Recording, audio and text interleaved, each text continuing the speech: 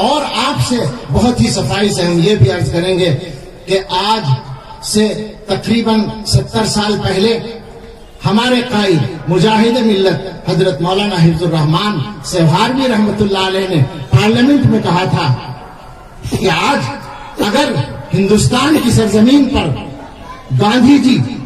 جواہر لال نہرو اور سردار پٹیل کو کوئی حق حاصل ہے تو وہی حق حسین احمد، کفایت اللہ اور حفظ الرحمان کو بھی حاصل ہے، اور اس حق کو کوئی چھین نہیں سکتا۔ آج یہ عاجز بندہ، کمزور بندہ